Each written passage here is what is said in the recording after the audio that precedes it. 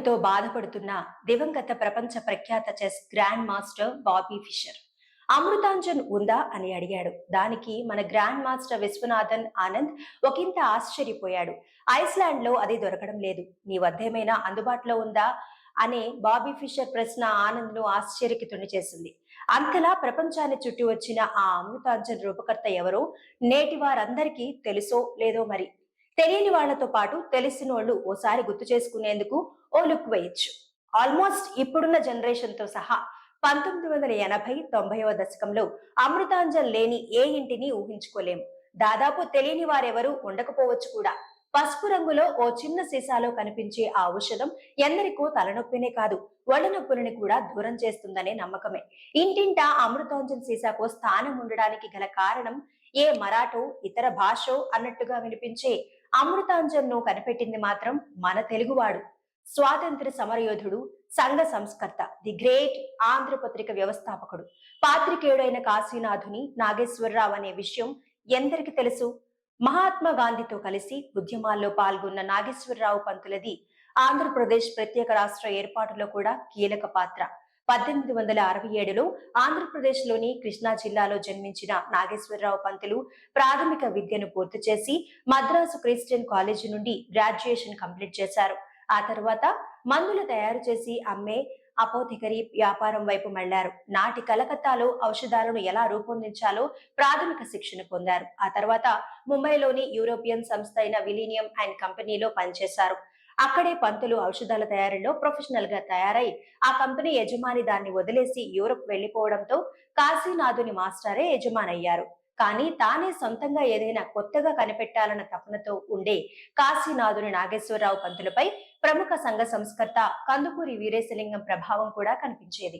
అలా తనకున్న అనుభవంతో పాటు జాతీయవాద విశ్వాసాలు కూడా బలంగా ఉన్న పంతులు స్వదేశీ ఔషధంగా ముక్కు పుటాలను ముంచెత్తే వాసనతో పసుపు రంగులో తయారు చేసిందే అమృతాంజన్. అంతేకాదు ముంబైలో 1893లోనే అమృతాంజన్ తయారీకి ఓ పెద్ద కంపెనీ కూడా స్థాపించారు నాగేశ్వరరావు పంతులు.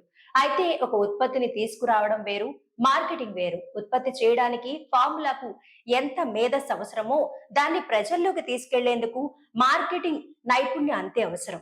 సరిగ్గా అదే సమయంలో వాషింగ్ పౌడర్ నిర్మాణం ప్రజల్లోకి తీసుకెళ్లేందుకు కసన్ భాయ్ పటేల్ తరహాలో ఆలోచించారట నాగేశ్వరరావు పంతులు. సంగీత కచేరీల్లో తన అమృతాంజన్ ను ఉచితంగా పంపిణీ చేస్తుండటంతో ఆ కచేరీలు వినేవాళ్లు వాటిని ఆస్వాదిస్తూనే మరోవైపు అదేంటా అని మూత తెరిస్తే ముక్కులదిరిపోయే ఆ ఘాటు వాసన ఆ ఔషధంపై నమ్మకం కలిగించిందట.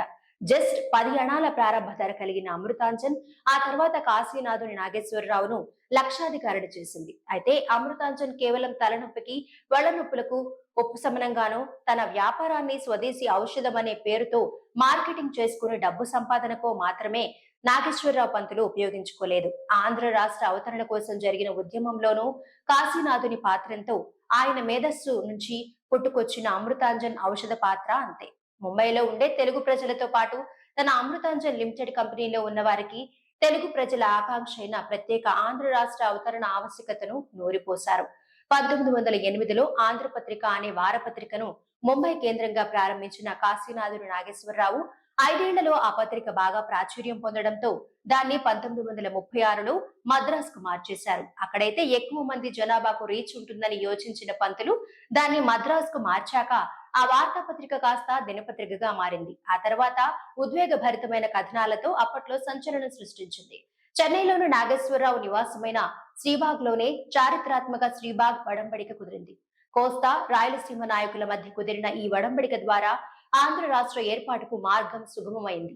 అలా తన అమృతాంజన్ సృష్టి ప్రపంచవ్యాప్తంగా తలనొప్పికి ఓ ఉపశమనపు దేశీయ ఔషధంగా గుర్తింపు పొందితే అదే స్ఫూర్తితో ప్రారంభించిన ఆంధ్రపత్రిక నాటి ఆంధ్ర రాష్ట్ర అవతరణలోనూ కీలక పాత్ర పోషించింది. అయితే ఆ అమృతాంజన్ ఇప్పటికీ అక్కడో ఇక్కడో లభిస్తుండటం, దాన్ని పోలిన మరిన్ని బాంబ్స్ మార్కెట్లోకి రావడం వెనుక దేశోద్ధారక కాశీనాథుడి నాగేశ్వరరావు స్ఫూర్తే కారణం. అయితే కొసమెరుపుగా ఓ చమత్కారం గురించి కూడా చెప్పుకొని ముగించాలి. ఆంధ్రపత్రిక నడపడం అంటే పెద్ద తలనొప్పండి అన్నారట కాశీనాథుని నాగేశ్వరరావు ఓసారి. ఏం పర్లేదండి, అమృతాంజన్ కూడా మీదే కదా అన్నారట రాజాజీ.